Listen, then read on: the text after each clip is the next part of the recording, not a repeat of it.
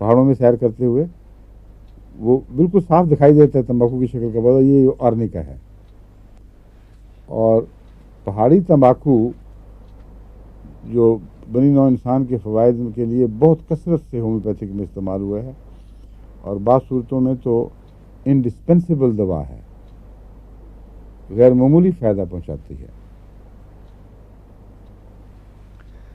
سب سے اہم اس کا کردار خون پر ظاہر ہوتا ہے. خون کو کلاٹ کرنے کی بڑی گہری دوا ہے، خون میں کلاٹ ہونے کی ٹینڈنسی پیدا کرنے کی بڑی دوا ہے. اس لیے ہارٹ اٹیکس میں آرنیکا ایک لازمی دوا بن جاتی ہے. ہیپرین کیا اثر دکھاتی ہے آپ کی ایلوپیتھی میں؟ وہ تو اس کو گاڑھا ہونے سے بچاتی ہے. ہاں، تو اینٹی ہیپرین کس چیز کو کہتے ہیں؟ اینٹی ہیپرین تو کلاٹنگ فیکٹرز جو ہیں وہی کریں گے، لیکن اس کی کوئی وہ نہیں ہے کہ کلاٹ بنانے کی نہیں ہے ایسی دوا. وہی میں کہہ رہا ہوں، جی آپ کے یہاں تو کوئی چیز نہیں ہے. یہ آرنیکا ہوگی.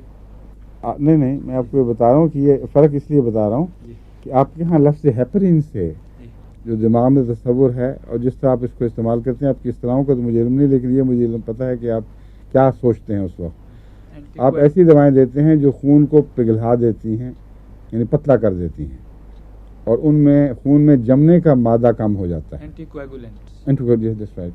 نہیں، ہیپرس کے لحاظ سے اینٹی کویگولنٹ ہے نا جی، کہ اس کو کویگولیشن اس کا دوائی کا نام ہیپرین ہے. جی جی ٹھیک ہے، ہیپرین وہ دوا ہے جو اینٹی کویگولنٹ ہے، جی. اور آرنیکا بھی وہ دوا ہے جو اینٹی کویگولنٹ ہے، لیکن ان دونوں میں بہت فرق ہے. یہ خون کو پتلا نہیں کرتی، آرنیکا خون کو پتلا نہیں کرتی. آرنیکا جتنی دفعہ مرضی آپ کھلائیں، پتلے خون کی بلیڈنگ نہیں شروع ہو جائے گی. لیکن اگر ہیپرین آپ بے احتیاطی سے دے دیں تو وہ خون کو پتلا کر دیتی ہے اور خطرناک بلیڈنگ ہو سکتی ہے. اس لیے آپریشن کے وقت بڑی مشکل پڑ جاتی ہے. ایسے مریض کو اگر مثلا ایسپرین بھی آپ دیتے رہے ہوں تو ایسپرین کا بھی ایک اینٹی کویگولنٹ ایفیکٹ ہے، اور اگر ڈاکٹر کو نہ بتایا جائے کہ ایسپرین کھا رہا ہے مریض اور وہ آپریشن کر دے تو بعض دفعہ ہیمریج سے مریض مر جاتا ہے.